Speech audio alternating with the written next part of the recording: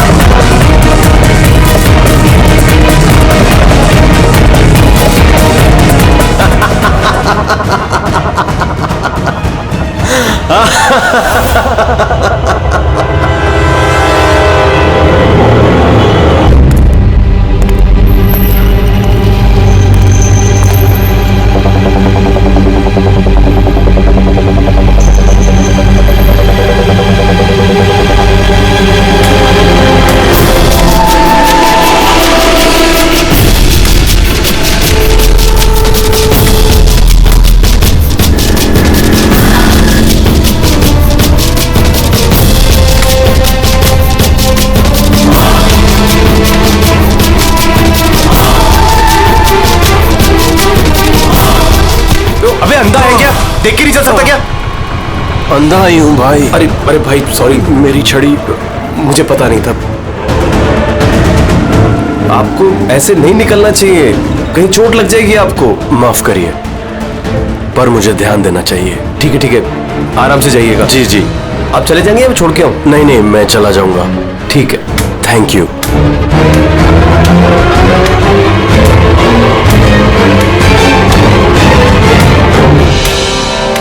क्या हो गया यार, ये इतना दर्द क्यों हो रहा है?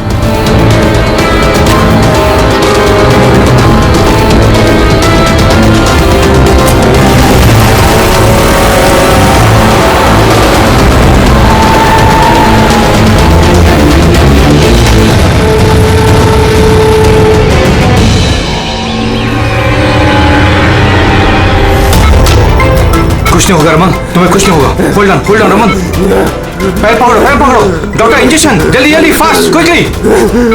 डॉक्टर इंजेक्शन दो जल्दी।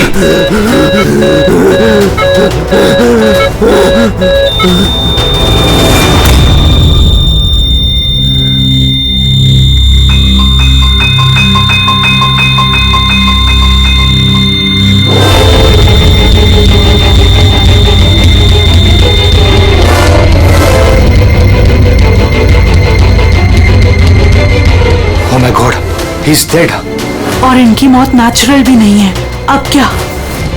I know Priya, it's a murder. और मैंने डॉक्टर सालुंके को इस केस के बारे में सब कुछ पहले से बता दिया था।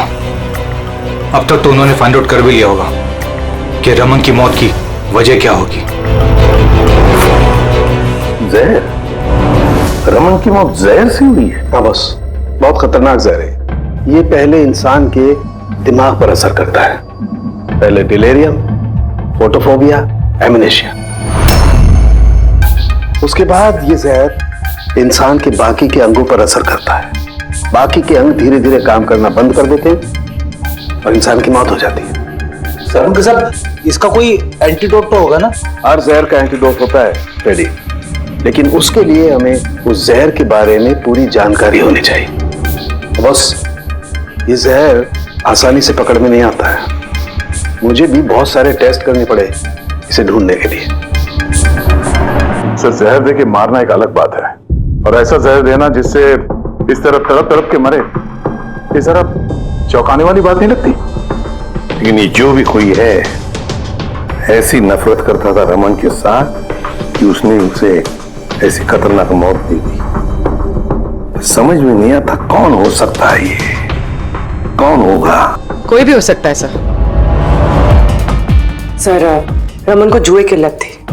क्रिकेट, रेस कोर्स, सट्टा, हर तरह का जुआ। और इसी चक्कर में वो 5 करोड़ के कर्जे में था। 5 करोड़? 5 करोड़? हाँ सर, उसको धमकी भरे मैसेजेस भी आए थे। उसके फोन रिकॉर्ड्स में ऐसे कई सारे मैसेजेस हैं जो उसको बुकीज और सट्टेबाजों ने भेजे। ये देखिए सर, हो सकता है इन्हीं में से किसी की धमकी सच साबित हो गई होगी। पता नहीं, पर जिस तरह से इसको मारा है सर, लगता तो नहीं है किसी बुकी का काम है। फिर भी इन्हें बुलाना तो पड़ेगा, शायद कुछ पता चल जाए। हाँ। Hello ACP Pradyuman. अच्छा, ठीक है।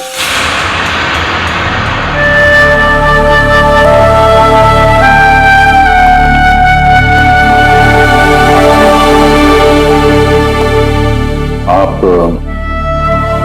रमन का चचेरा भाई हितेन।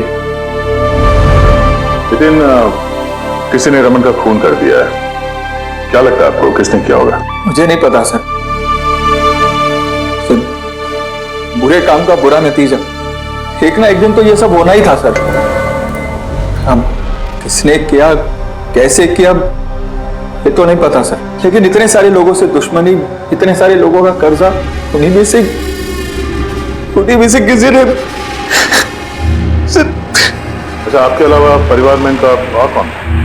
माँ है इसकी, लेकिन अब वो कहां पर है ये मुझे नहीं पता। ठीक है हितेन, हमारी इन्वेस्टिगेशन अभी चल रही है, तो बॉडी अभी यहीं रहेगी हमारे पास। आप अपना कॉन्टेक्ट नंबर वहां लिखवा दीजिएगा, जरूरत पड़ेगी तो आपको तकलीफ देंगे। जी सर।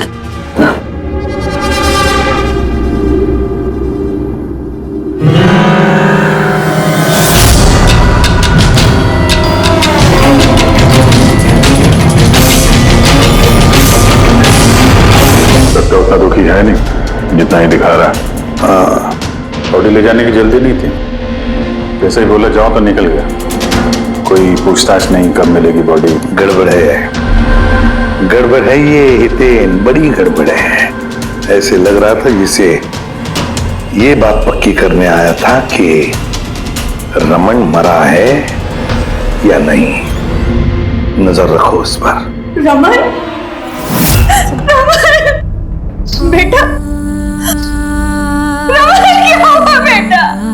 रमन, मैम, बेटा मेरा रमन, माँ मैं इसकी वसुंधरा। बेटा क्या हुआ? मैं तो तेरा इंतजार करती रही कि तू आएगा और मुझे घर ले जाएगा एक दिन, पर तू इतना दूर चला गया बेटा।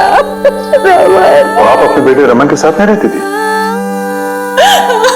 जी नहीं सर। आप? सर मेरा नाम मदन है। भगवान, मुझे क्यों बिठा रखा यहाँ पे? उठा लेता मुझे ही। संभालो अपने आप को। और कितना रोग इस नालायक के लिए। इसको अपनी करनी की सजा मिली है। नहीं बेटा, ऐसा मत कहो। चाहे जैसा भी था, बेटा था मेरा।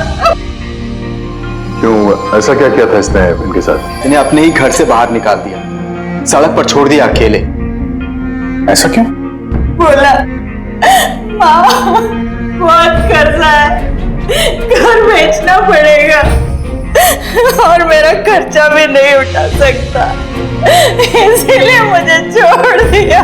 और फिर क्या करती सर, ठीक से दिखाई नहीं देता। कहाँ जाती मैं? पड़ी रही फुटपाथ पे, भूखी प्यासी, बेघर बेसहारा।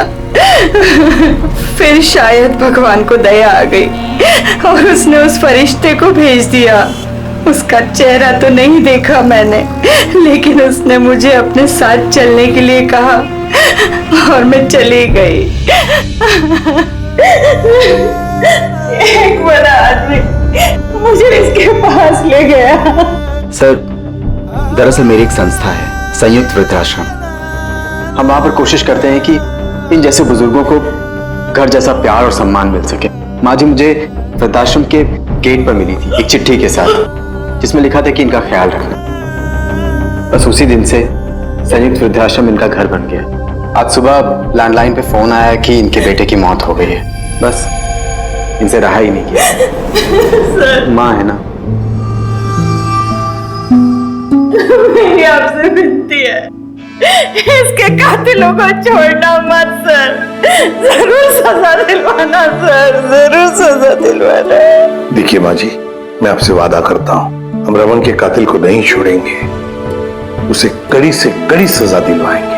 आप प्लीज चिंता मत कीजिए। थोड़ा ख्याल रखिए अपना।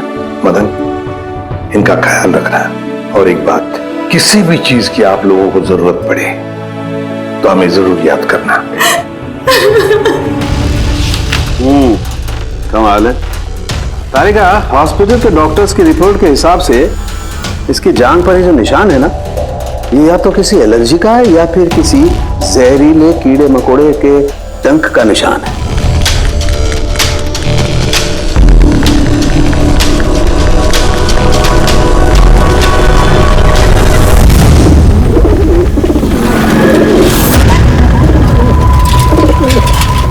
सर, इस हितेन की हरकतें ठीक नहीं लग रही है सर। ऐसे ऐसे लोगों के साथ उसको उठना बैठना है, उस पर शक करना बनता है सर। एक और बात है सर, कुछ समय पहले ये रमन ने उसे अपने घर से निकाल दिया था।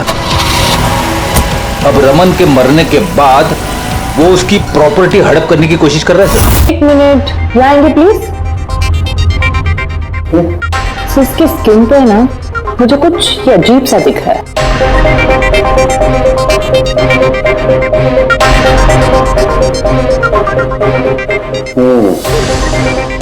तारिका, ये जो अजीब सी चीज है ना, दरअसल ये पैराफिन है। पैराफिन? मोम। अरे तो इसका मतलब वो जहर इसके थाई में नहीं इंजेक्ट किया गया? किया गया। वो जहर इसकी थाई में ही इंजेक्ट किया। तो फिर ये मोम कहाँ से आया? मोम कहाँ से आया?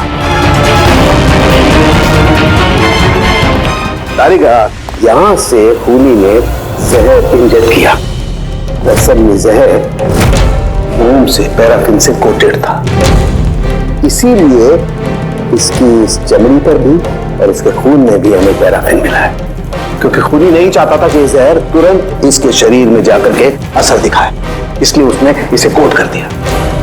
और ये जो जहर है, इसका माइन, ये एक बायो पॉइजन है, जैविक जहर।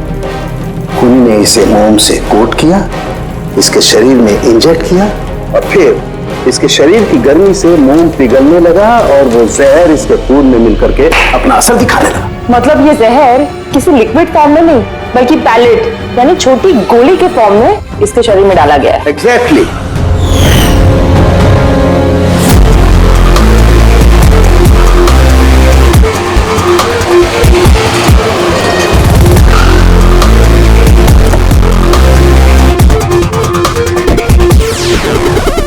ये है वो कंस्ट्रक्शन साइट जहां पे रमन इंजीनियर था। उसके कोलीग बता रहे थे कि यहां से निकलने के बाद उसको कुछ पैर में तकलीफ हुई है। लेकिन यहाँ पे जो वर्कर्स काम करते हैं उन लोगों ने बताया कि जब तक वो कंस्ट्रक्शन साइट में था तब तक तो वो ठीक था। इसका मतलब जो भी हुआ कंस्ट्रक्शन साइट से बाहर आने के बाद हुआ, तो यहीं पे हुआ होगा। यहाँ पे तो आसपास पता करते हैं, शायद किसी ने कुछ देखा। सर आप लोग चलिए, मैं जरा चाय पी के आता हूँ। मतलब चाय वाले से पूछ के आता हूँ, कुछ देखा है क्या?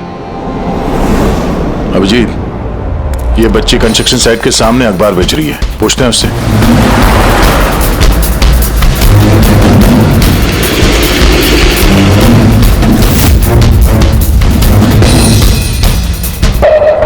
क्या नाम है बेटा आपका? चुटकी। चुटकी? अच्छा बेटा जरा ये देखो, ये फोटो देखो ध्यान से। इनको जानती हैं, पहचानती हैं? हाँ, ये अंकल तो हमेशा मुझसे अखबार खरीदते थे, पर 3 दिन से ये नहीं आए। तो 3 दिन पहले आपने इस अंकल को यहाँ पे देखा था? हाँ, एक आदमी के साथ ये टकरा गए थे, इनको चोट भी लगी थी। वो आदमी बहुत अजीब था। अजीब मतलब?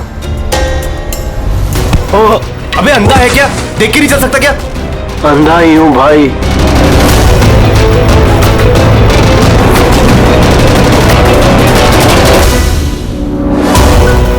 क्या हो गया यार? दर्द क्यों हो रहा है?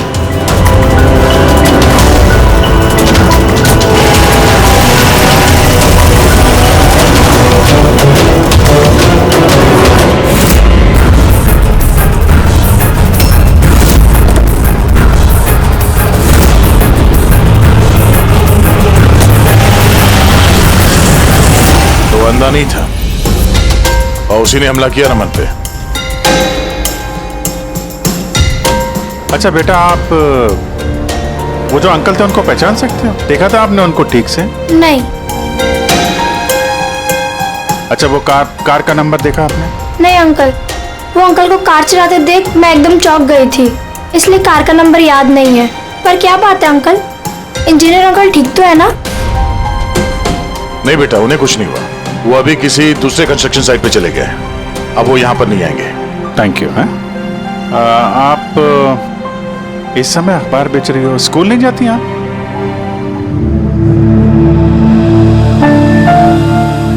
क्या बात है, हैं? स्कूल तो जाना चाहिए। आप कितनी इंटेलिजेंट लड़की हो। एक्चुअली हर बच्चे को स्कूल जाना चाहिए और आपको भी जाना चाहिए। पर स्कूल जाने के लिए बहुत सारे पैसे चाहिए ना अंकल, मेरे पास पैसे नहीं है। बेटा, अगर आपको पैसे ना देना पड़े तो आप स्कूल जाएंगी? हाँ अंकल, जरूर जाऊंगी, मुझे पढ़ना है।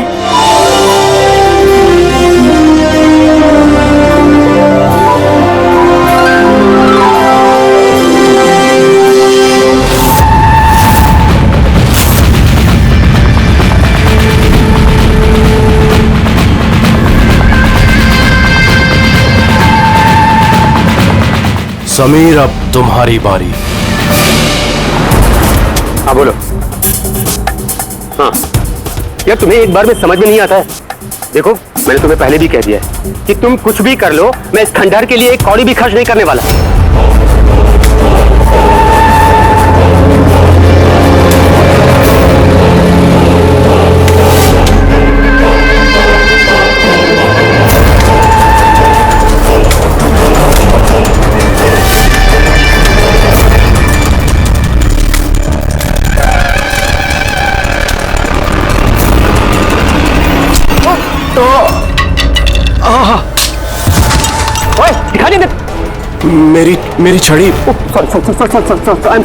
मेरी छड़ी। मेरी छड़ी। आपको कहीं लगी तो नहीं? आप ठीक है ना? मैं आपको कहीं ड्रॉप कर दूं? नहीं नहीं, मैं ठीक हूँ, मैं चला जाऊंगा। आप ठीक है ना? नहीं, I'm okay। आप संभाल के जाइए। हाँ जी, आप संभाल के जाइए। Okay, thank you.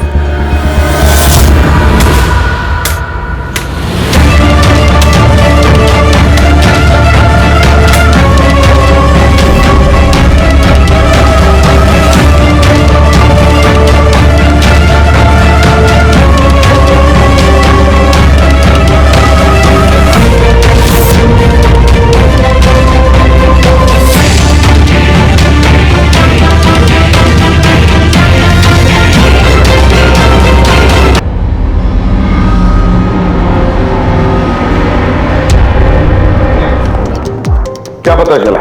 बस इस आदमी को जो जहर दिया गया ना, वो भी किसी पौधे से ही बनाया गया है। क्या? ये भी किसी पौधे से?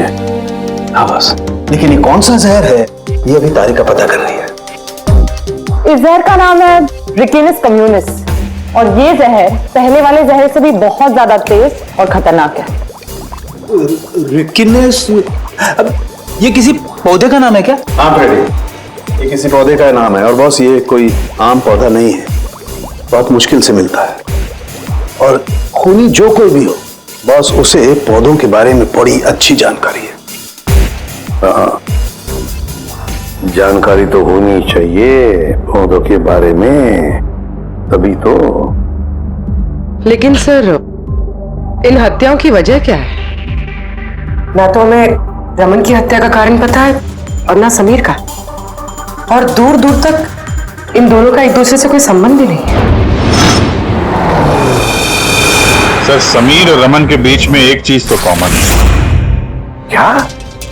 माय गॉड, तो ये है वो कड़ी जो समीर और रमन को जोड़ती है। तो क्या दोनों ने एक ही गलती की? जी सर, रमन की तरह समीर ने भी अपने बूढ़े और कैंसर पेशेंट पिता को घर से निकाल दिया था। हमने उनके बारे में छानबीन की और एक ऐसे शख्स से मिले जिन्होंने समीर के पिता को ढूंढने में मदद भी की और इस केस को एक नया मोड़ दिया। कौन है वो? सर, ये डॉक्टर दिनेश है। Hello sir. कैंसर सेंटर के चोड़ी। समीर के पिताजी का इलाज यही कर रहे थे। डॉक्टर दिनेश, सर एक बात समझाइए, समीर ने अपने पिताजी को घर से बाहर निकाला था, तो फिर ये समीर के पिताजी आपके यहाँ कैसे पहुंचे, आपके कैंसर सेंटर में? किसी ने उन्हें हॉस्पिटल पहुंचा दिया था। मैं हॉस्पिटल पहुंचा ही था जब मैंने इनको देखा। ये चेयर पे बैठ के कुछ बड़बड़ा रहे थे, हाथ में लिफाफा था। मैंने पूछा कि कौन है, लेकिन इनको कुछ याद नहीं था। मैंने उनके हाथ से लिफाफा लिया। पैसों के अलावा उसमें एक चिट्ठी भी थी। उसमें लिखा था कि इनको कैंसर है और हम इनको अपने यहाँ एडमिट करके इलाज शुरू करें। एडमिशन के लिए डिपॉजिट की रकम लिफाफे में है और इलाज के पैसे भी हॉस्पिटल के अकाउंट में ट्रांसफर हो जाएंगे। उनकी उम्र और हालत को देखकर मैंने उनको एडमिट तो कर लिया, पर मुझे चिंता थी अगर पैसे ना मिले तो। लेकिन भगवान का शुक्र है, अगले ही दिन इलाज के पूरे पैसे 10 लाख रुपए हॉस्पिटल के अकाउंट में ट्रांसफर हो गए थे। 10 लाख रुपए किसने ट्रांसफर किए? सर 100% खूनी ने दिए होंगे। सर बैंक डिटेल से पता चल जाएगा। पता चल गया एक्चुअली, पैसे समीर की वाइफ रत्ना ने दिए थे सर। ये सब मेरी गलती है सर। मेरी वजह से समीर की जान चली गई। मैंने ही उसे उकसाया था। पिताजी की देखभाल में काफी प्रॉब्लम हो रही थी और सारी प्रॉपर्टी और सब हमारे नाम पर हो ही चुका था, तो मैंने ही समीर को कह के पिताजी को घर से निकलवा दिया। शर्म नहीं आती तुम्हें? समीर के पिता तुम्हारे भी पिता समान थे, उनको ही घर से निकाल दिया। ये सब करने के बाद फिर उनकी इलाज के लिए 10 लाख रुपए क्यों दिए? मुझे किसी ने धमकी दी थी सर कि अगर पिताजी के इलाज के लिए 10 लाख रुपए नहीं दिए तो वो समीर को और मुझे मार देंगे। सर मैंने उन्हें 10 लाख रुपए दे दिए, फिर भी उन्होंने समीर को मार दिया।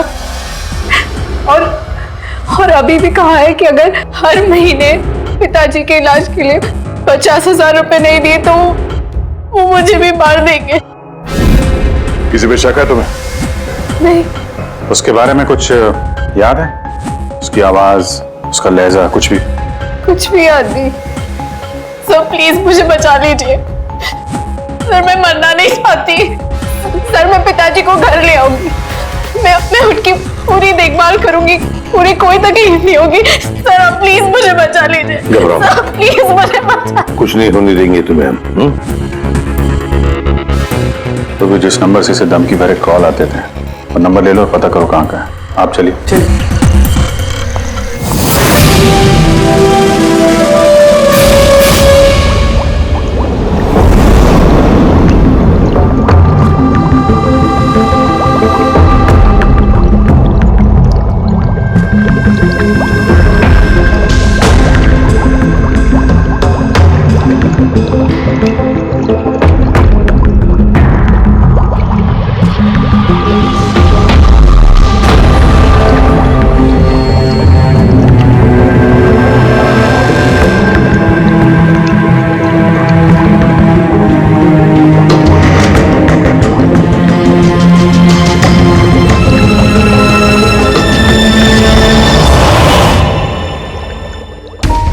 सर हमने इतने सारे एंटीडोट्स बना लिए, लेकिन इसकी क्या गारंटी है कि खूनी इन्हीं में से किसी जहर का इस्तेमाल करेगा? अब कुछ भी हो जाए, हम खूनी का दिमाग तो नहीं पढ़ सकते ना। तुम्हारी बात बिल्कुल ठीक है तारिका, लेकिन एक बात समझो, खूनी इन पौधों का जहर निकाल करके इस्तेमाल कर रहा है। इन पौधों का पहले से भी ज्यादा तेज हर बार, तो हमें हमेशा चौकन्ना रहना पड़ेगा। पता नहीं वो अगली बार कौन से पौधे का जहर किस पर इस्तेमाल करे, पता नहीं किस पर, कब, कहां, कैसे, किस पौधे का, पता नहीं।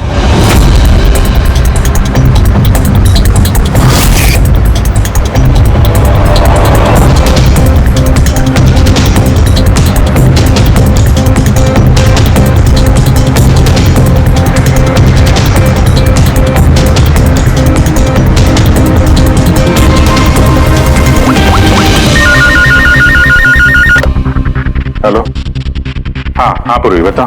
सर वो फोन बूथ जहाँ से कातिल ने रत्ना को धमकी भरे कॉल्स किए थे वो ये भाईंदर रेलवे स्टेशन के पास है। Bhayandar railway station? वहां तो बहुत भीड़ भाड़ रहती है। जाहिर सी बात है उसने ब्लाइंड मैन के भेस में तो किया नहीं होगा। बड़ा मुश्किल है पता लगाना।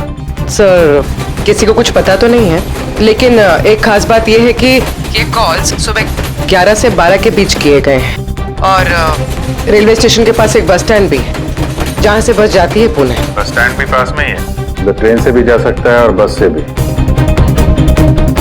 चलो कोई बात नहीं, देखते हैं। भाईंदर, इसका मतलब कि खूनी मुंबई से ही है और सिर्फ समीर का खून करने के लिए पुणे गया था। तो पुणे वो ट्रेन से गया होगा या फिर बस से या फिर कोई प्राइवेट गाड़ी या फिर खुद की गाड़ी से। वही तो सर, खूनी को पता था कि हम लोग रत्ना तक पहुंच जाएंगे, पर ये कॉल वाली बात खुलेगी, इसलिए वो हमें गुमराह कर रहा है सर। खेल खेल रहा है हमारे साथ। हाँ, खेल खेल रहा है। अगर सर हम लोग खूनी तक पहुंचेंगे कैसे? हमारे पास उसके खिलाफ तो कोई इंफॉर्मेशन है ही नहीं और हमें यह भी नहीं पता है कि उसका अगला शिकार कौन होने वाला है। पंकज, इससे पहले कि खूनी अपनी शिकार तक पहुंचे, हम शिकार उसके सामने डाल देंगे। ये घटना आज सुबह 10 बजे की है। मुंबई के गोरेगांव रेलवे स्टेशन पर एक बुजुर्ग ने रेल के नीचे आकर अपनी जान देने की कोशिश की। वहां मौजूद लोगों ने उन्हें बचा लिया। आइए जानते हैं कि आखिर वो क्या वजह है जिसने एक बुजुर्ग को ये करने पर मजबूर कर दिया। क्यों पकड़ के रखा हुआ? छोड़ दो मुझे, मैं नहीं जीना चाहता हूँ। क्या करूँगा मैं जी करके? लेकिन आपके साथ हुआ क्या है? आखिर आप क्यों मरना चाहते हैं? क्या हुआ? मेरे साथ क्या हुआ? मुझे मेरे इकलौते बेटे ने घर से बाहर निकाल दिया, अकेले करके। मैंने अपने बच्चे को इतने प्यार से पाला पोसा और उसने मुझे घर से बाहर निकाल दिया। ये तो बड़े दुख की बात है। आखिर क्या हो गया हमारी आजकल की पीढ़ी को? आपका बेटा करता क्या है? क्या करता है? स्कूल जाता है। टीचर है? नहीं, पढ़ता है। स्कूल में पढ़ता है। अभी 8 साल का ही तो है। जी क्या कहा आपने? क्या कहा? आपका बेटा कितने साल का है? कितने साल का है? आपने कहा 8 साल का है। मेरा बेटा 8 साल का है, उसने मुझे घर से बाहर निकाल दिया। मैं मर जाऊंगा। सुना आपने? इनका दावा है कि इनके 8 साल के बेटे ने इनको घर से बाहर निकाल दिया। आखिर क्या वजह है? कौन है ये 8 साल का बच्चा? रेल की पटरी पर जान देने की कोशिश करने वाले बुजुर्ग के 8 साल के बेटे का पता चल गया है। वो दरअसल 33 साल का सॉफ्टवेयर इंजीनियर है। बुजुर्ग की दिमागी हालत ठीक नहीं है, इसलिए अब भी वो उसे 8 साल का बच्चा ही समझते हैं। उनका बेटा अमेरिका में रहता है और उसने उन्हें घर से बाहर निकाल दिया है। उसके बाद ही बुजुर्गों ने अपनी जान देने की कोशिश की। आइए उनके बेटे से ही पूछते हैं कि उन्होंने आखिर ऐसा क्यों किया। सर एक सवाल सर, क्या ये सच है कि आपने अपने पिताजी को घर से बाहर निकाल दिया है? हाँ ये सच है। सर आखिर आपने ऐसा क्यों किया? आपको एक बार भी बुरा नहीं लगा? हाँ निकाला मैंने और बुरा भी नहीं लगा। आप जानते हैं इनको? आपने कभी झेला इनको अल्जाइमर्स की बीमारी है। मैं पागल हो गया उनका ख्याल रखते रखते। मेरी खुद की एक लाइफ है, मेरी वाइफ है, मेरी फैमिली है। मैं क्या करूं? कब तक पैसे दे दे के इनका ट्रीटमेंट का काम कराते रहूं? मैं पैसे नहीं है मेरे पास, सब खत्म हो गया। अरे यहाँ से, अरे छोड़ दो मेरा पीछा, मैं दूर चले जाओ मुझसे। परेशान हो गया आपसे मैं। ये तमाशा देखो खड़ा कर दिया। खुश हो गए? चले जाओ, मुझे छोड़ गए यार। सर कभी आप भी तो छोटे थे ना। इन्होंने आपको पाल पोस के बड़ा किया, इस लायक बनाया और अपने इन्हें घर से बाहर निकाल दिया। तुमको बहुत प्यार आ रहा है? जा अडॉप्ट कर ले जाके। दिमाग खराब मत करो मेरा। तुमको जो करना था ना तुमने आके कर लिया बवाल खड़ा। प्यार भी मिल गई ना तुमको, पैसे कमा लिए ना। हटो यहाँ से। तो देखा आपने कि किस तरह एक लड़के ने अपने बाप को घर से बाहर निकाल दिया। अब ये बेचारे बुजुर्ग कहाँ जाएंगे? किसके सहारे जिएंगे? इन्होंने अपनी सारी पूंजी अपने लड़के पे लगा दी और आज इनके लड़के ने इनको घर से बाहर निकाल दिया।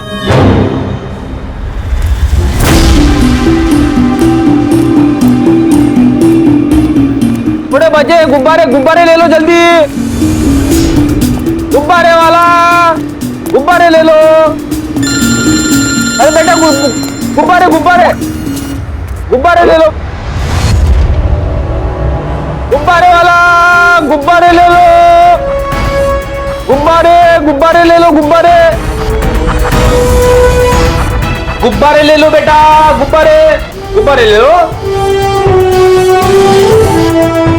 गुब्बारे गुब्बारे वाला गुब्बारे गुब्बारे ले लो।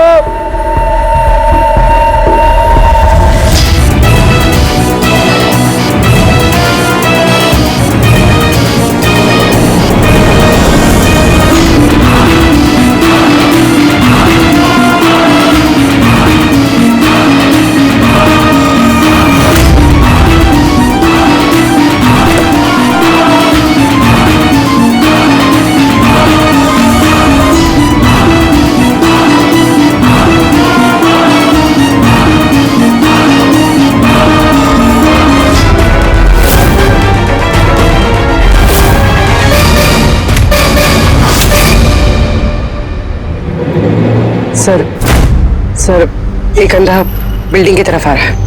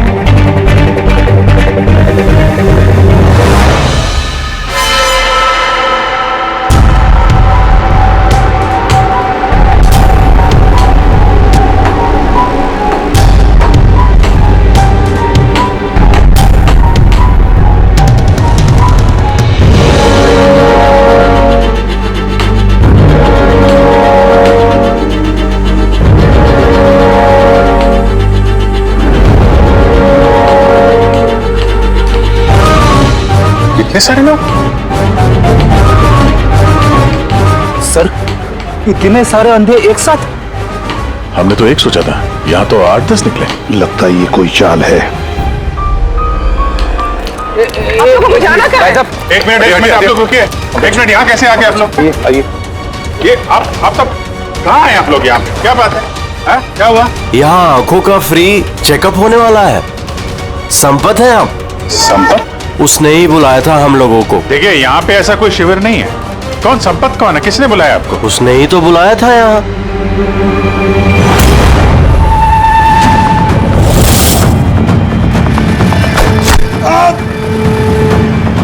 पंकज! पंकज!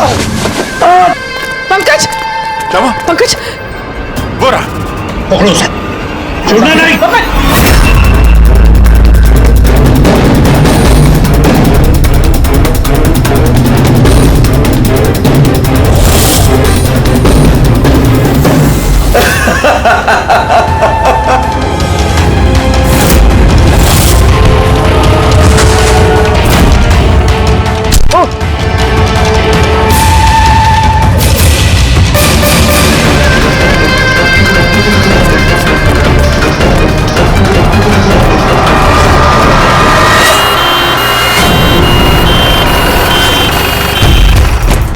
आजा, जल्दी आजा। पंकज, तुझे कुछ नहीं होगा। पंकज, इसे एम्बुलेंस में लेके चलो।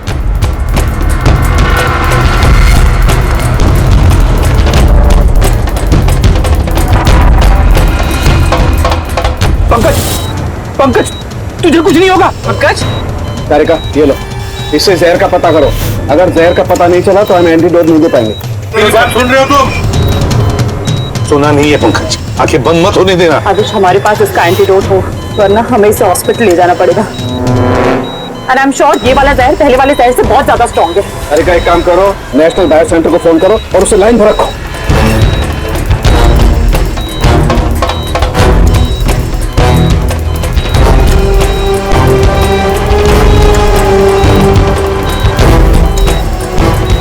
Pankaj, don't worry, Pankaj.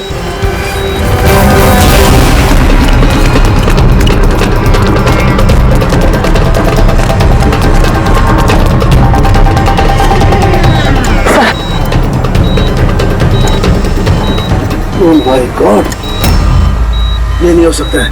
और सूत्र तो जहर ही बदल दिया। लेकिन सर हमारे पास इतने सारे एंटीडोट्स है, कोई ना कोई तो काम करेगा ना। कोई काम नहीं करेगा बॉस, ये पौधे का जहर ही नहीं है, उसने जहर बिल्कुल बदल दिया है। अब क्या होगा साउंड के? करना कुछ यार।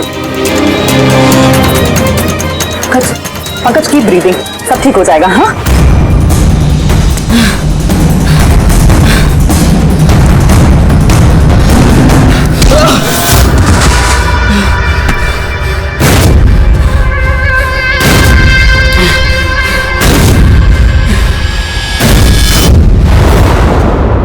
सर मेरा नाम मदन है। तुमने क्या ये सब?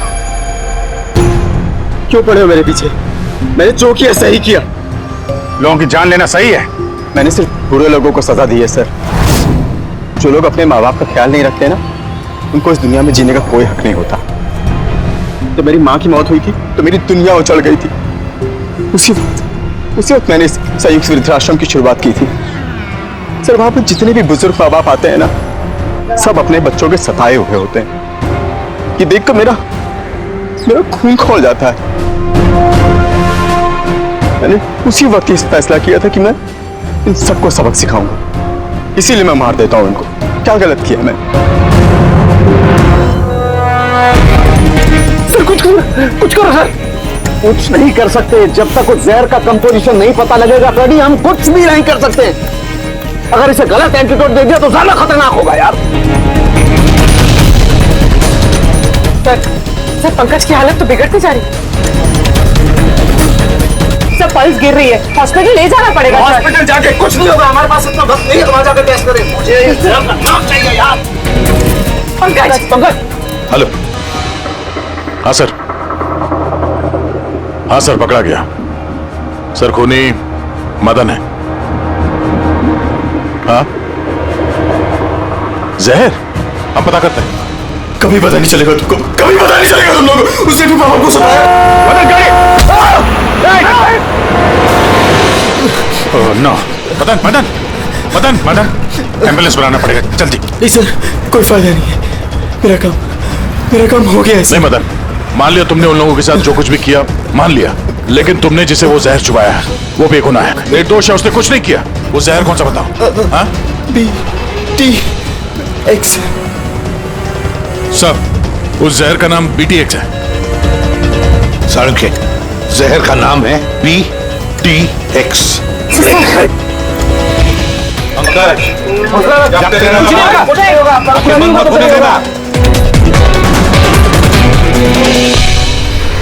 मदन बस हो गया यू बी ऑल राइट। बस अब पंकज को कुछ नहीं हो सकता है, कुछ भी नहीं। Welcome my boy. घबराओ मत, कुछ नहीं होगा तुम्हें। तुम आदमी अच्छे थे मदन, लेकिन तुमने जो किया वो सही नहीं था। ये तो चला गया अभिजीत, वो चाहे कुछ भी हो जाए, इसका वो वृद्धाश्रम बंद नहीं होने देंगे।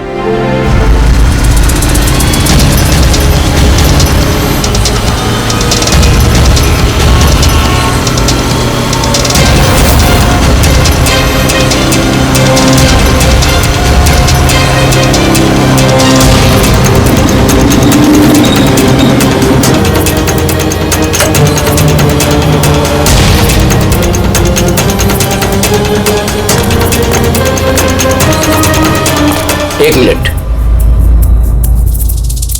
ये पार्सल स्कैन मशीन में डालो।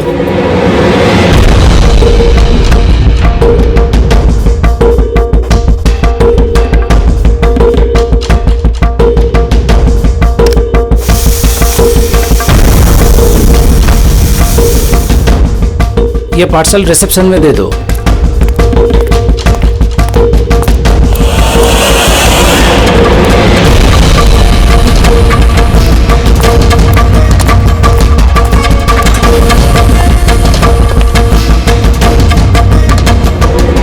ये लीजिए। शामू, जी मैडम। ये पार्सल लो, जस्टिस राय के लिए आया है। वो ऊपर प्राइवेट लॉज में बैठे हैं, उनको दे दो। बाप रे, जस्टिस राय? उनके पास कौन जाएगा? क्यों, क्या हुआ? अभी 10 बातें सुना देंगे। Check and met. राय, शतरंज खेलना भूल गए? ऐसी कोई बात नहीं है, मैं बस आज तगड़ा खेलने के मूड में नहीं हूं। और सुनो, तुम भी आज मुझे हराने की कोशिश नहीं करोगे, समझे? क्यों भाई, तुम्हारा जन्मदिन है इसलिए? बिल्कुल। बहुत अच्छा गेम खेला तुमने, एक और खेले? ठीक है।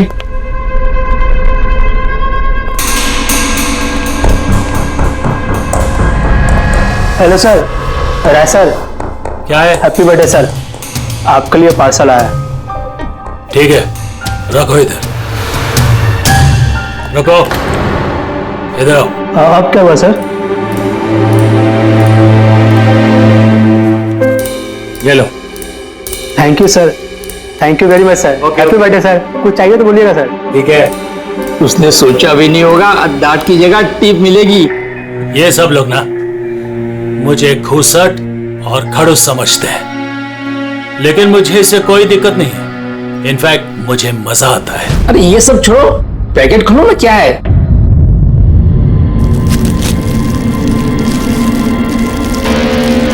ये है क्या?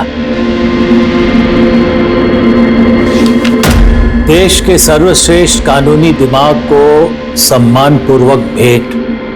कोई नाम नहीं? Press the tell.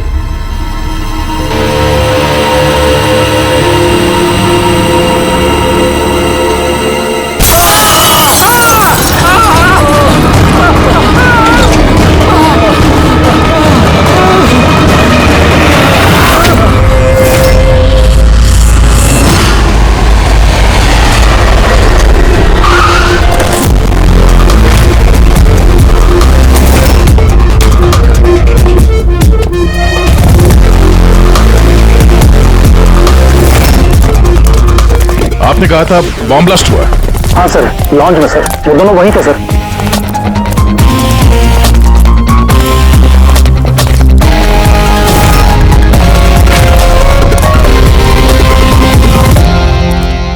ये देखिए सर। यहाँ तो कांच ही कांच है। पूरे फेस पे कांच के टुकड़े हैं। ये जख्म बहुत गहरा नहीं दिख रहा है। खून भी ज्यादा निकला नहीं है, तो फिर उसकी मौत कैसे होगी? सर, शायद बक्से के अंदर कांच के टुकड़े रखे होंगे। हाँ सर, इसमें एक कांच का शोपीस था। स्कैन करते वक्त गार्ड ने देखा था। एक्चुअली सर, आज जस्टिस राय सर का बर्थडे था ना, इसीलिए ये बॉक्स किसी ने भेजा था। लेकिन सर, ये बॉक्स तो मेटल डिटेक्टर स्कैनर सबसे क्लियर होके आया था, फिर पता नहीं क्यों ये सब हो गया। सर, हमारे ज्यादातर क्लाइंट्स हाई प्रोफाइल जजेस और लॉयर्स हैं, और उनमें से ज्यादातर ऐसे हैं जिनकी जान को खतरा है, इसलिए हम उनकी सिक्योरिटी और प्राइवेसी का पूरा ख्याल रखते हैं सर। तो आज क्या हुआ? हाँ? Sir, press the tail. क्या है ये? जो कुछ इस बॉक्स में होगा शायद उससे रिलेटेड है। ये पार्सल तो जस्टिस राय के लिए था। ये जस्टिस लाल बिना वजह मारे गए। शौकत, अब ये ऑनलाइन शॉपिंग की गई है। चारों तरफ कांच बिखरे हैं। इन लोगों का कहना था कि धमाका हुआ है, पर अगर पैकेट के अंदर कांच था तो धमाका हुआ कैसे? और अगर यहाँ पे बॉम्ब ब्लास्ट हुआ था तो फिर मेटल या प्लास्टिक के टुकड़े या फिर बारूद, कुछ तो होना चाहिए था। ऐसा कुछ भी नहीं यहाँ पे। एक काम करो, ये बॉडी और ये कार्ड इसको फॉरेंसिक लैब में भेज दो। और पूर्वी, ये जस्टिस राय का मोबाइल फोन चेक करो। मेटल डिटेक्टर वहां, स्कैनर वगैरह तो सब है। अगर पार्सल में बॉम्ब था तो डिटेक्ट कैसे नहीं हुआ? सर, पार्सल में ऐसा कुछ था ही नहीं साहब, मैंने ध्यान से देखा था। और स्कैनर मशीन में साहब सिर्फ कांच का सामान ही दिख रहा था। अच्छा, इस स्कैनर की फुटेज स्टोर तो होती होगी? हाँ सर, फुटेज 24 घंटे तक सेव रहती है और उसके बाद अपने आप डिलीट हो जाती है। ओके, वो फुटेज देख सकते हैं हम लोग?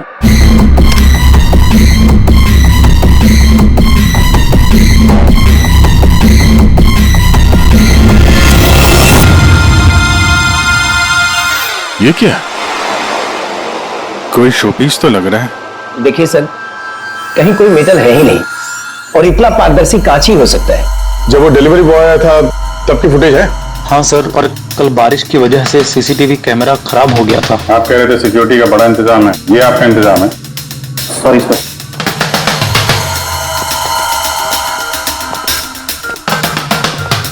अब दे दे के हमारे पास यही एक सुराग बचा है, गोकुरिया आईडी, बस।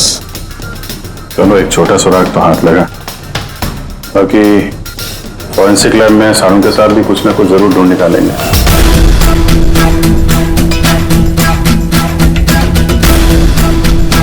ये बुद्धि तो सूरज ही नहीं रही है, समझ में नहीं आ रहा है आखिर ये हुआ कैसे। सांकेत तू कह रहे तेरे समझ में नहीं आ रहा कि दोनों की मौत हुई कैसे? अरे नहीं, ये समझ में आ गया कि इनकी मौत कैसे हुई है। ये जो कांच के टुकड़े हैं ना, इनमें जहर है, इसकी वजह से इनकी मौत हुई है। कांच के टुकड़े जहरीले थे? हाँ, वो जो कांच का शोपीस बना था ना, तो शोपीस बनाते वक्त जब कांच को पिघलाया गया तब खूनी ने उसमें जहर मिला दिया। जब कांच ठंडा हो गया तो जहर पूरे के पूरे कांच में फैल गया। कोई सोच भी नहीं सकता था बॉस। और सर, जब हमने इन कांच के टुकड़ों को टेस्ट किया तो पता चला कि इसमें एक ऐसा जहर मिला हुआ था जो कोई भी अपने घर पे बना सकता है। सर आप तो बोल रहे थे कि ये गुत्थी सुलझी नहीं है, मगर आपने तो पूरा केस ही सॉल्व कर दिया है। नहीं नहीं नहीं पंकज, ये केस सॉल्व नहीं हुआ है, सिर्फ ये पता लगा है कि कांच के टुकड़े जहरीले थे। बस ये केस जितना सिंपल दिख रहा है उतना सिंपल है नहीं। लेकिन सर इसमें इतना कंफ्यूजन क्या है? कांच ब्लास्ट हुआ और उसके टुकड़े इन दोनों को लगे, जहरीले कांच के टुकड़े, जहर खून में मिला और इन दोनों की मौत हो गई, राइट? करेक्ट, लेकिन तुमने बीच में क्या कहा? कांच ब्लास्ट हुआ। अब सवाल यह है कि कांच ब्लास्ट कैसे हुआ? जब इसमें कोई विस्फोटक नहीं है, किसी किस्म का कोई केमिकल नहीं मिला है, तो ये ब्लास्ट हुआ कैसे? फोरेंसिक सर्जन कौन है? मैं हूं। तो फिर तुम बताओगे ना। फॉरेंसिक एक्सपर्ट हूं, जादूगर नहीं हूं। अच्छा, समझ में नहीं आ रहा तो जादूगर नहीं हूं। सर, इन जहरीले टुकड़ों के अलावा हमें एक और चीज मिली है। क्या? ये कार्ड जो इस गिफ्ट के पास था, ये कार्ड का पेपर वैसे तो मोटा दिख रहा है, लेकिन एक्चुअल में ये दो पेपर को यूं चिपकाकर बनाया गया है। और ये देखिए इसमें क्या लिखा है। सजाए मौत, मतलब खूनी ने सिर्फ कत्ल ही नहीं की, कत्ल के साथ साथ एक मैसेज भी भेजा, सजाए मौत। जो हुआ उसका बहुत दुख है हमें, पर ऐसे समय में भी हमें आपसे कुछ सवाल करने पड़ेंगे। जी मैं समझ सकती हूँ। आपको किसी पर शक है? जी मेरे पति कानून पर सख्त और न्यायप्रिय इंसान थे, तो जाहिर सी बात है कि ऐसे इंसान के लाखों लोग दुश्मन हो सकते हैं। वो अपराधी जिनको इन्होंने सजा दी थी, वो वकील जो इनकी सख्ती से बहुत परेशान थे और इनके फैसले से नाखुश भी, आए दिन उन्हें धमकियां भरे फोन आते थे और लेटर्स भी, पर इन सब के बावजूद भी वो अपने आप पर गर्व महसूस करते थे। उन्हें लगता था कि उनकी ईमानदारी का ये इनाम था। आई एम सॉरी, इससे आगे मैं और कुछ आपको बता नहीं पाऊंगी, पर हाँ आनंद आपको सब कुछ बता देगा। आनंद? आनंद कौन है? आनंद इनका पर्सनल असिस्टेंट है। और कहाँ मिलेंगे मिस्टर आनंद? वो मेरे पति के चेंबर में ही ऊपर बैठकर काम कर रहे हैं, आप चाहे तो उन्हें मिल सकते हैं। मिस्टर आनंद, जस्टिस राय पे बहुत सारे हमले हुए थे, बहुत लोग दुश्मन थे उनके, क्या जानते हैं इनके बारे में आप? सर, उनको धमकी देने वाले लोगों की कमी नहीं थी। अच्छा, ऐसे कितने लोग थे जिन्होंने जान से मारने की धमकी दी थी? अनगिनत। उनकी धमकियों को ट्रॉफी के जैसे संभाल कर रखते थे। एक मिनट सर। धमकी पत्थर और स्याही क्यों? कई साल पहले किसी ने खिड़की से पत्थर फेंका था। ये रही उनकी ट्रॉफीज। सचमुच ज्यादा है। लोग उन्हें बहुत सख्त समझते थे, लेकिन सच पूछो तो सर बड़े ईमानदार और न्यायप्रिय थे। यहाँ तक वकील भी उनसे डरते थे और अपराधी उनके नाम से कांपते थे। धमकी भरे खत तो ठीक है, लेकिन ये पत्थर और स्याही क्यों? कई साल पहले किसी ने खिड़की से पत्थर फेंका था तो सर ने पत्थर भी रख लिया था। और ये स्याही की बात है? अरे सर, ये तो कुछ ही महीने पहले की बात है।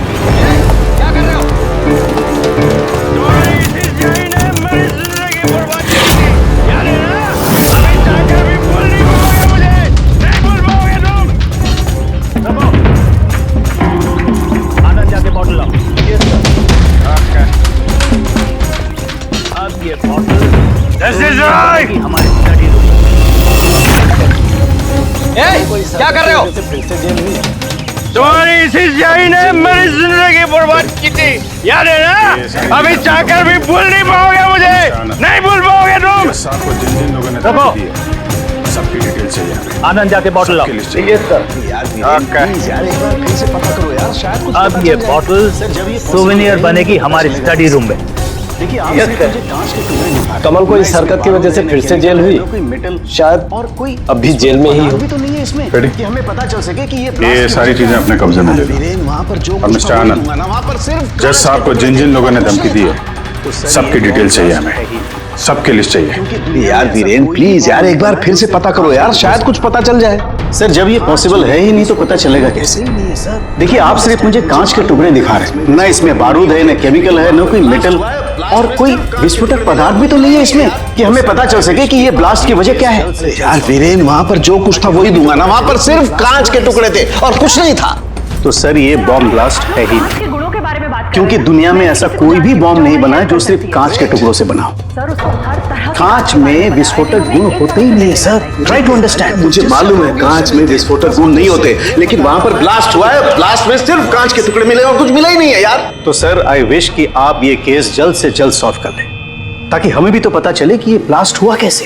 सर आप लोग कांच के गुणों के बारे में बात कर रहे हैं ना? मैं ऐसे किसी को जानती हूँ जो हमारी हेल्प कर सकती है। ग्रेट सर उसको हर तरह के कांच के बारे में पता है। आई थिंक हमें एक बार उससे मिल लेना चाहिए। मिलते हैं तारिका, तुम जिससे कहोगी उससे मिलते हैं, बस मुझे सिर्फ ये पता करना है कि आखिर ये ब्लास्ट हुआ कैसे।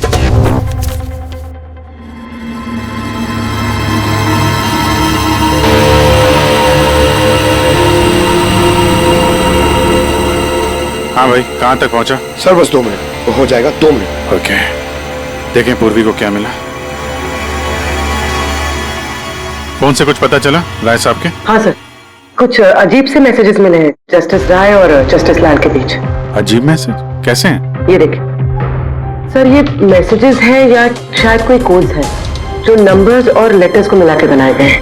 ये देखिए सर, ये मैसेजेस जस्टिस राय ने जस्टिस लाल को 2 बार भेजे, एक बार 3 महीने पहले और दूसरी बार सिर्फ 1 महीने पहले। अब या तो ये इन दोनों दोस्तों के बीच का कोई सीक्रेट कोड है, या तो फिर कोई ऐसी खास बात है जो जस्टिस राय जस्टिस लाल को बताना चाहते हैं। एक काम करो, ट्राई करो डिकोड करने के लिए, देखो कुछ पता चलता है क्या। हाँ, ये लिस्ट पूरी हुई? हाँ सर, जस्टिस राय के पीए आनंद ने जो हमें धमकियों के बारे में बताया था सर, उस हिसाब से हमने ये 3 सस्पेक्ट की लिस्ट बनाई है। 3 भागों में क्यों, क्या है? अब यहाँ पे जितने लोग हैं इनमें से सभी लोगों ने कभी ना कभी जस्टिस राय को धमकी दी है और इनमें से ज्यादातर लोग जेल में भी है। लेकिन ये वनेश, ये एक मर्डर के केस में अंदर गया है और बाद में इसकी दिमागी हालत ठीक नहीं है, इसलिए इसे रिहा कर दिया गया। और ये कमल जी, इन्होंने जस्टिस राय पे स्याही फेंकी और इस जुर्म में इन्हें अंदर कर दिया गया। फिलहाल ये कहां पर है उसकी कोई जानकारी नहीं है। सर ये दूसरी लिस्ट जो है इसमें से ये 3 लोगों को सजाए मौत दी हुई है सर जस्टिस ने, और ये अभी भी जेल में अपनी सजा काट रहे हैं। 3, ये चौथा, ये कौन है? सर ये है किशोर जी, इनके बेटे को जस्टिस ने 3 साल की सजा दी थी सर, और न्यूज में एक आर्टिकल आई थी कि ये सजा ज्यादा देने की जरूरत नहीं थी और इस वजह से वो शायद डिप्रेशन में होगा और उसने अपनी आत्महत्या कर ली सर। तो इस किशोर के पास अच्छी खासी वजह है बदला लेने की। और ये है धवन, ये एक वकील है पेशे से, और अजीब बात यह है कि पिछले साल इसने जस्टिस राय के कोर्ट में बहुत सारे केसेस लड़े पर वो एक भी जीत नहीं पाया, सारे हार गए। कहीं ये हारा हुआ वकील बदला लेने के चक्कर में राय साहब को, हाँ ये भी हो सकता है कि ये कोई काबिल वकील ही ना हो। तो अब कुल मिला के हमारे पास बचते हैं 4 सस्पेक्ट, एक ये कमल, वनेश, किशोर और धवन। सर गिफ्ट भेजने वाले का पता चल गया, वो गिफ्ट कमल ने भेजी थी और शॉपेथॉन वालों ने कुरियर की आईडी से पता किया है। तो उनके पास उसका एड्रेस तो होगा ना? नहीं सर, एड्रेस का तो पता नहीं चला। कोई बात नहीं, कमल जिस जेल में था वहां से पता चल जाएगा, वहां चलते हैं। सॉरी ऑफिसर, लेकिन हमें उसे 1 महीना पहले ही छोड़ना पड़ा। जज पे हमला किया था, इतनी जल्दी छूट गया? 1 मिनट, आपने कहा कि उसे छोड़ना पड़ा, लेकिन क्यों? उसकी तबीयत की वजह से, क्योंकि सालों से उसको नशे की लत थी। 7 साल पहले वो एक केस में पकड़ा गया था वहां उसने पीना छोड़ दिया, लेकिन जेल से छूटने के बाद फिर उसने पीना शुरू कर दिया, इसलिए उसका पूरा लीवर खराब हो चुका था। ये भी तो हो सकता है कि उसने लीवर खराब होने का बहाना किया हो। नहीं नहीं सर, हमने डॉक्टर से कंफर्म करके उसे छोड़ा था। अच्छा, उसका एड्रेस तो होगा ना आपके पास, वो दे दीजिए। एड्रेस तो है, लेकिन मुझे लगता है वो वहां नहीं मिलेगा, वो हॉस्पिटल में ही मिलेगा, क्योंकि उसे जल्द से जल्द लीवर ट्रांसप्लांट करने की जरूरत थी। लेकिन जहां तक मुझे पता है कि शराब के आदी लोगों को लीवर ट्रांसप्लांट की इजाजत नहीं मिलती है। मिलती है, अगर शराबी कम से कम 6 महीने तक शराब ना पिए तो, और यहाँ जेल में तो मिलने से रही, इस बिना पे हमने उसको permission they the. Okay sir, thank you. अगर ऐसा है तो अपनी जान बचाने के लिए उसने कहीं ना कहीं किसी हॉस्पिटल में रजिस्ट्रेशन तो करवाया ही होगा। एग्जैक्टली। और ये कोई छोटा मोटा इलाज तो है नहीं तो कहीं भी हो जाए।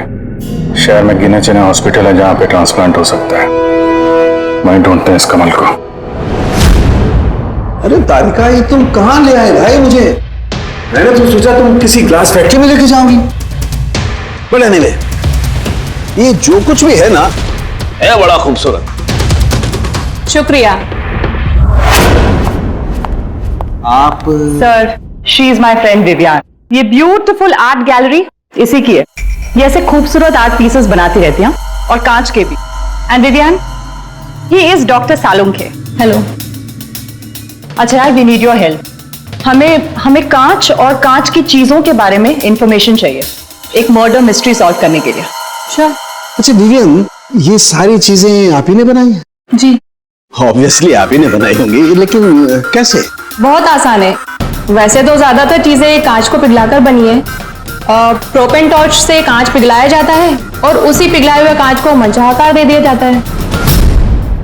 अच्छा हाँ, ये एक एक्सरे इमेज है कांच के शोपीस का, लेकिन सरप्राइजिंग बात यह है कि ये पूरा ब्लास्ट हो गया। Do you think it's possible?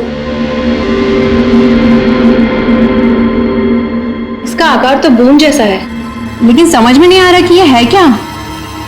Vivian, एक बार जरा फिर से देखो गौर से। शायद कुछ ऐसी चीज हो जो तुमने अभी तक देखी नहीं। एक मिनट, इसकी नोक देख रहे हैं आप लोग? ये जानबूझकर बनाई हुई तो नहीं लगती। I mean, जिसने भी इसे बनाया है उसने कांच को पिघलाकर बहुत जल्दी उसे ठंडा कर दिया है, बिल्कुल तुरंत, जिससे कि ये कांच का आकार न केवल बूंद के जैसा रह गया है, बल्कि इसकी नोक पतली, लंबी और नाजुक हो गई है। Thank you so much for your help. कांच को पिघला करके ठंडा कर दिया गया, तुरंत तुरंत, जैसे वो बूंद बनी। My God.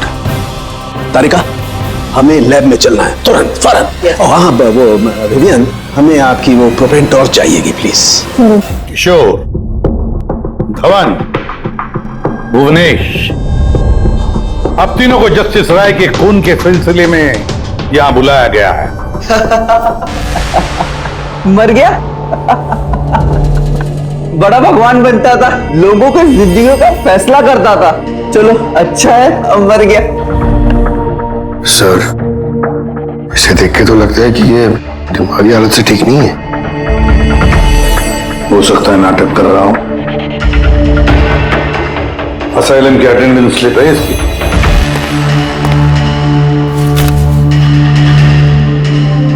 सर, इसमें तो लिखा है कि 1 महीने से बाहर ही नहीं गया असाइलम से। और ये रिपोर्ट खुद डॉक्टर ने बनाई, ये देखिए।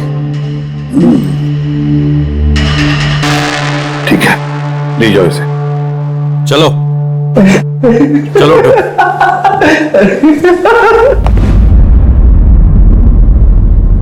खुश तो आप भी होंगे ना जस्टिस राय की मौत से?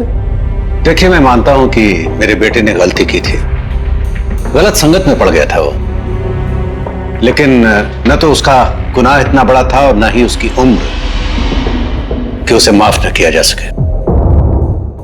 और फिर अगर सजा देनी ही थी तो कम सजा दी जा सकती थी उसे, लेकिन जस्टिस राय ने ऐसा कुछ नहीं किया, जिसकी वजह से आपके बेटे ने आत्महत्या कर ली। जी। और आप जस्टिस राय को उसका जिम्मेदार मानते हैं? बिल्कुल मानता हूं, और मैं खुद को भी जिम्मेदार मानता हूं।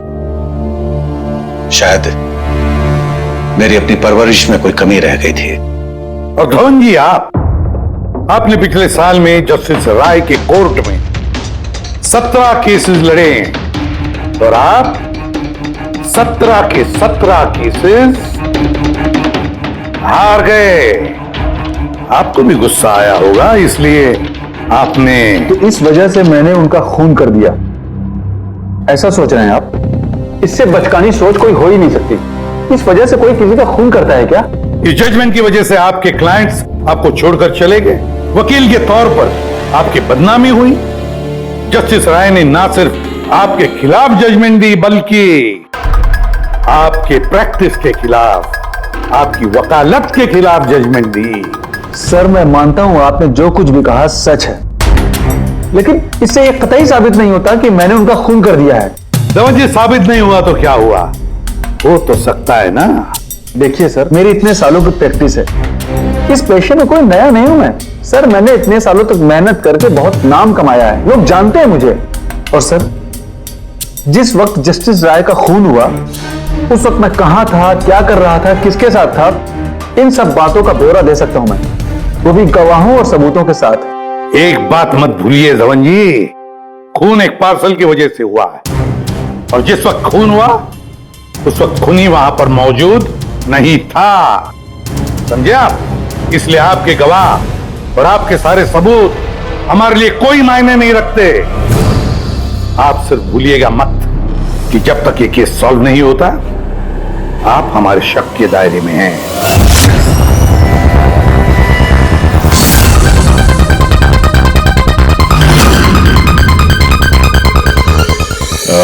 Doctor Puneet? Yes sir, that's doctor Puneet. Thank you. Doctor Puneet, हम लोग सीआईडी से हैं। आपसे फोन पे बात हुई थी कमल के बारे में। जी हाँ, मुझे याद है। दरअसल कमल हमारे लिवर ट्रांसप्लांट की लिस्ट में है और हम उसके लिए सही डोनर का इंतजार कर रहे हैं। और एक बात अच्छी है कि उसने शराब पूरी तरह से छोड़ दी है, वरना हम ये ऑपरेशन नहीं कर पाते। तो आपके पास इस कमल का एड्रेस तो होगा? जी, एड्रेस तो नहीं है। तो डॉक्टर साहब, उसको अगर डोनर मिल गया तो आप उसे कांटेक्ट कैसे करेंगे? सिंपल है, हम डोनर्स और जरूरतमंद पेशेंट की लिस्ट हमारी वेबसाइट पर अपलोड कर देते हैं और सभी पेशेंट्स अपने डोनर्स की सही लिस्ट वहां पे देखते हैं और हमें कांटेक्ट करते हैं। अगर कमल अपना नाम लिस्ट में देख लेता है तो यकीनन वो यहाँ आ जाएगा। ये तो बहुत अच्छी खबर है। डॉक्टर साहब, आपको हमारा एक काम करना होगा। पिघले हुए गरम गरम कांच को तुरंत ठंडा करना है, तुरंत। और पानी से ज्यादा अच्छा ये काम और कौन कर सकता है?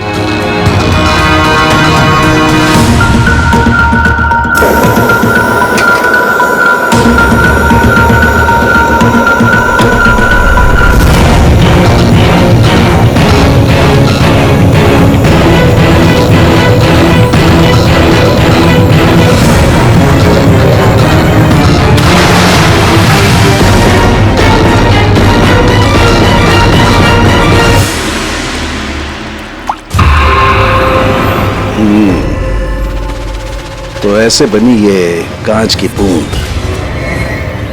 लेकिन जस्टिस राय की जिस बूंद से मौत हुई थी वो तो काफी बड़ी थी।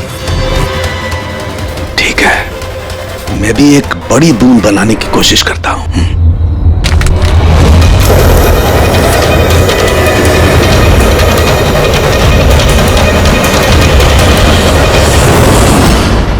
ये कोड्स आखिर है क्या? कुछ पता ही नहीं चला। My God!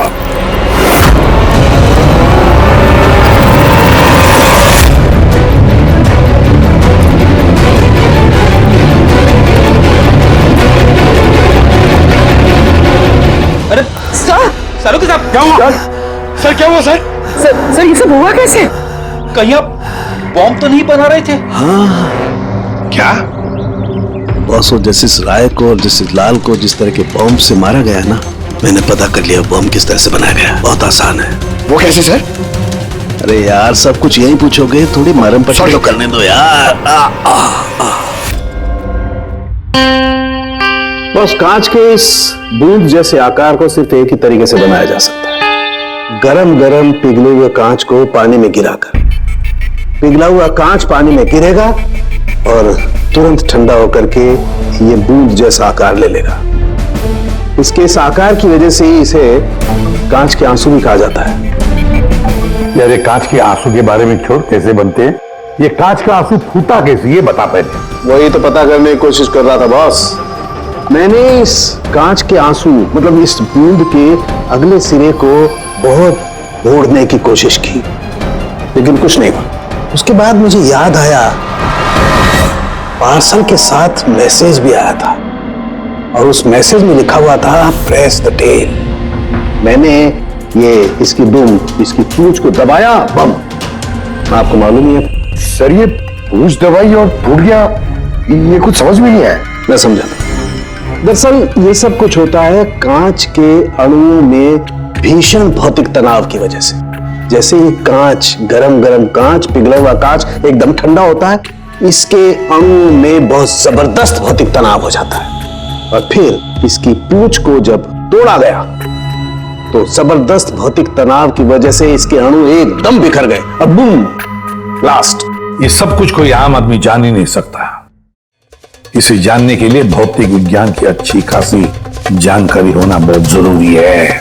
यानी कातिल कोई ऐसा है जो ये सब अच्छी तरह से जानता है। डॉक्टर पुनीत अपनी केबिन में है? हाँ सर है। Thank you. डॉक्टर साहब मेरे लिए डोनर मिल गया। हाँ, कब है मेरा ऑपरेशन, कब कर सकते हैं? वो अभी हम आपका ऑपरेशन नहीं कर सकते क्योंकि आपके लिए सही डोनर नहीं मिला है। ऐसा कैसे हो सकता है डॉक्टर? मेरा नाम लिस्ट में सबसे पहले था।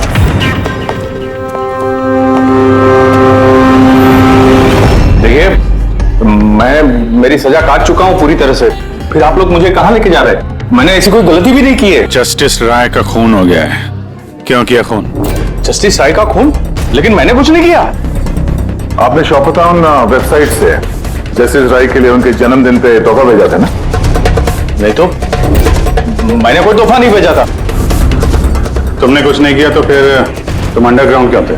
देखिए, मैं अंडरग्राउंड नहीं हुआ था। सचमुच मेरी तबीयत खराब रहती है, इसलिए शहर से बाहर हेल्थ स्पा ज्वाइन कर लिया है मैंने। जेल से छूटने के बाद मैं वही रहता हूँ। और वो पार्सल, कांच का अजीब सा शोपीस जो आपने जस्टिस राय को भेजा था शॉपटाउन वेबसाइट से, जिसपे आपका कॉन्टैक्ट डिटेल्स भी था। हाँ, मैंने शॉपाथॉन वेबसाइट से शॉपिंग जरूर की है और पार्सल भी भेजा है, लेकिन जस्टिस राय को नहीं भेजा मैंने मेरी बेटी को भेजा है क्योंकि उसका जन्मदिन था। मेरी वाइफ मुझसे नाराज है, इसलिए मेरी बेटी को मुझसे नहीं मिलने दे रही है। तो मैंने वो शॉपाथॉन वेबसाइट से गिफ्ट खरीदा और मेरी बेटी को पार्सल कर दिया। कोई सबूत है इसका तुम्हारे पास? हाँ है ना सर, मैं आपको शॉपाथॉन वेबसाइट का मेरा अकाउंट दिखाता हूँ। उस पर आप लोगों को पता चल जाएगा कि मैंने कब और क्या खरीदा है। देखिए। ठीक है।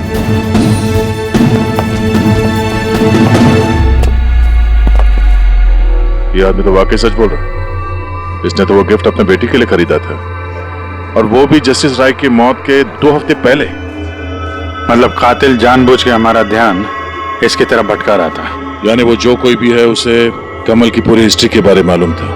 उसने उसके घर से वो पार्सल का डब्बा चुराया, उसमें कांच का सामान रखा और किसी तरह से जस्टिस राय तक पहुंचा दिया। कातिल वही है जिसने ये पार्सल जस्टिस राय तक पहुंचाया।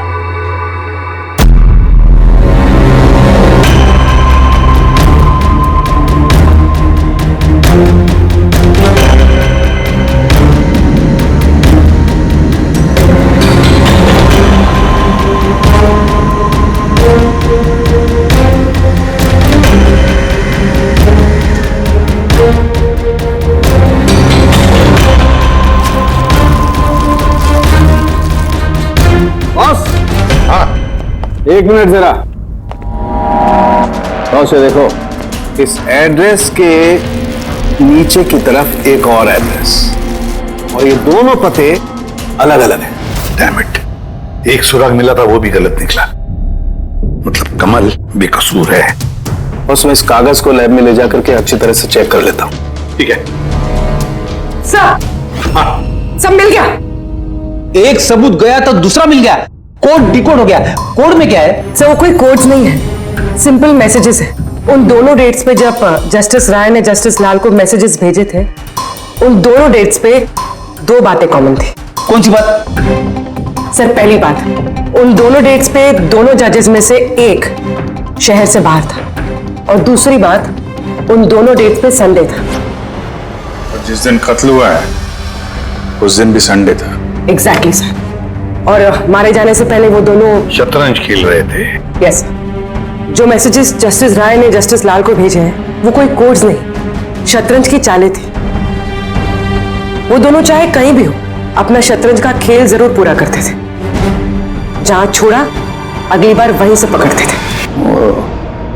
मतलब दोनों भी जजेस संडे के दिन शतरंज खेलते थे, और ये बात कातिल जानता था, इसीलिए उसने उसी संडे को खुद अपने हाथों जाकर वो पार्सल डिलीवर किया। वो जानता था कि जस्टिस राय वहां होंगे। सर वो ये भी जानता था कि जस्टिस लाल भी वहां पे होंगे। बिल्कुल सही कहा तुमने अभिजीत, बिल्कुल सही कहा। हम तो ये सोचकर चल रहे थे कि कातिल ने जस्टिस राय पर हमला किया, पर उस एक्सप्लोजन में जस्टिस लाल की जान बेवजह चली गई। हालांकि असली बात तो ये है, कातिल चाहता था कि जस्टिस राय के साथ साथ जस्टिस लाल को भी खत्म कर डाले। किशोर, जतिन, भुवनेश, इन तीनों की कुंडली निकालो, देखे तो सही कि इनमें से किसी के पास कोई वजह थी इन दोनों जजेस को मारने की। और फिर धवन, पता लगाओ उसके सारे के सारे केसेस उसने जस्टिस लाल के कोर्ट में लड़े थे, वो क्या है और किसके हैं। सर, हाँ सर, धवन के बारे में पता करके आ रहा हूं। जस्टिस लाल के कोर्ट में सर वो 100 में से 75 केसेस आ रहा था। सर, हाँ सर, जतिन के जेल रिकॉर्ड्स मिल गए। उसके वकील ने डिप्रेशन के बिना पे जतिन को छोड़ने की अपील की थी, और उसकी अपील ठुकरा दी गई थी। जज कोई और नहीं, जस्टिस लाल ही थे। तो जतिन के पिता किशोर के पास अच्छी खासी वजह है कत्ल करने की, पर इतना पेचीदा प्लान वो बना पाएगा? वही तो सर, किशोर एक स्कूल टीचर है, उसे कैसे पता होगा कि कांच के आंसू से किसी की जान जा सकती है? ये तो इस बात पर निर्भर है कि किशोर मास्टर जी स्कूल में कौन सा विषय पढ़ाता है। पता लगाओ ये कौन सा सब्जेक्ट पढ़ाता है स्कूल में। रही बात धवन की, उसके पास तो एलिबाई है, तो बस इन दोनों के एलिबाई फिर से चेक करो अच्छी तरह से। बच्चों, आज मैं तुम्हें एक नया एक्सपेरिमेंट सिखाऊंगा। जानते हो किसका? कलर्स का एक्सपेरिमेंट। रेडी? ये देखो दूध है। अब मैं इसमें डिफरेंट कलर्स के एक एक ड्रॉप डालूंगा।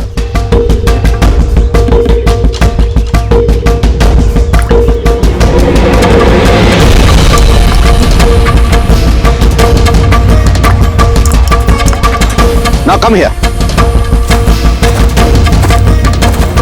देखो बेटा, अब जब मैं ये बर्ड इसके अंदर डालूंगा तो तुम्हें देखने को मिलेगा कि अणु किस तरीके से प्रक्रिया करता है। देखो,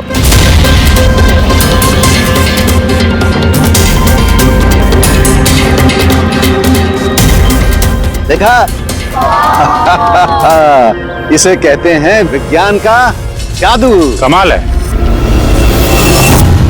नहीं, मैं आपके प्रयोग की बात नहीं कर रहा हूं, आपके बारे में बात कर रहा हूं। आपने कभी बताया नहीं कि आप विज्ञान पढ़ाते हैं? आप लोग यहाँ? मैं तो बस वो प्राथमिक विज्ञान पढ़ाता हूँ। आपने बच्चों को वो कांच के आंसू वाला प्रयोग दिखाया नहीं? कैसे पूछ दबाते ही ब्लास्ट हो जाता है। हा? आप क्या बात कर रहे हैं? मुझे नहीं पता। आपको सब पता है। अब जरा इन बच्चों को जाने के लिए कहिए। बच्चों, आज के लिए छुट्टी, बाकी की पढ़ाई कर जाओ तुम लोग। सर को पहचानते हैं?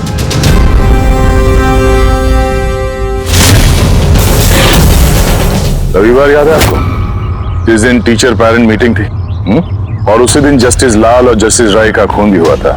उस दिन आप आए नहीं थे, एब्सेंट थे। इस केस में जिन लोगों पे हमें शक था उनकी एलिबाइज यानी कत्ल के वक्त वो कहाँ थे, किसके साथ थे, उसका पूरा ब्यौरा सबूत के साथ हमारे पास है, सिवाय आपके। रविवार को आप कहाँ थे? मैं घर पे ही था। मेरी तबीयत नहीं ठीक थी, इसलिए मैं जा नहीं पाया। झूठ, आप घर पे नहीं, क्लब हाउस में थे। जस्टिस राय को वो पैकेज डिलीवर करने गए थे। अगर मैं मान लूं कि आप ठीक कह रही हैं, कोई सबूत है आप लोगों के पास?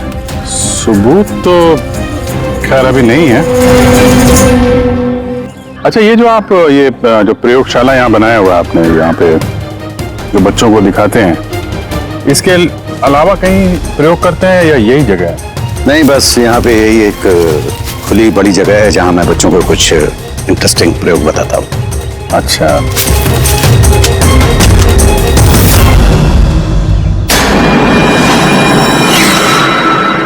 सर आप अंकल? अरे आप लोग वहां कहां जा रहे हैं?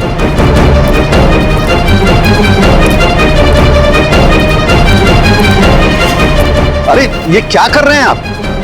प्रोफेसर साहब, आपको सबूत चाहिए था ना, वही ढूंढ रहे हैं। सर,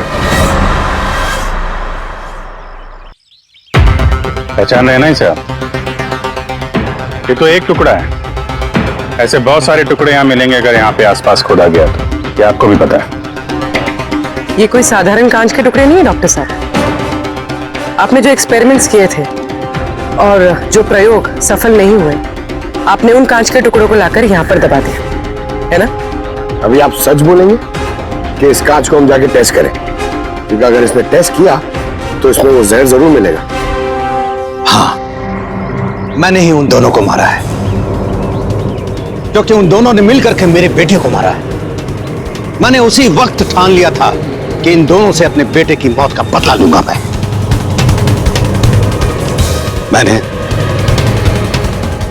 मैंने इन दोनों पे निगाह रखना शुरू किया।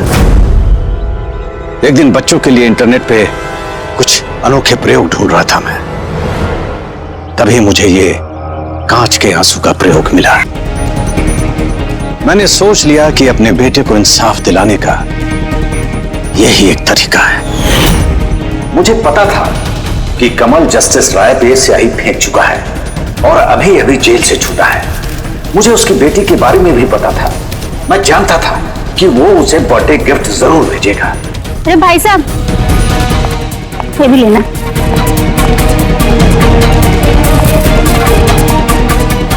बस उसी गिफ्ट का डब्बा मैंने वहां से उठा लिया और अपने प्लान को अंजाम दिया। मैंने उसे बहुत सावधानी से पैक किया।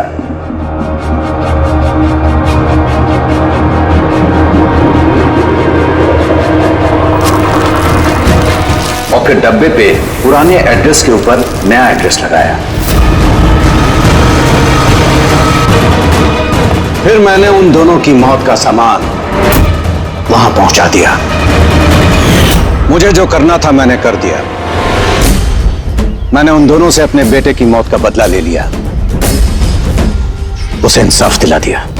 इंसाफ नहीं, सिर्फ बदला था, जिसे ना तो तुम्हारे मरे हुए बेटे की आत्मा को शांति मिलेगी और ना ही उन बच्चों को जो तुम्हें अपना गुरु मानते हैं। हाँ, तुम्हारी इस गलती से उन्हें सबक जरूर मिलेगी। अपनी बची हुई जिंदगी जेल में काटते हुए शायद आप भी अपना सबक सीख ही लेंगे। इस तरह के और भी एपिसोड देखने के लिए हमारे चैनल को सब्सक्राइब करें और बेल आइकन दबाना ना भूलें।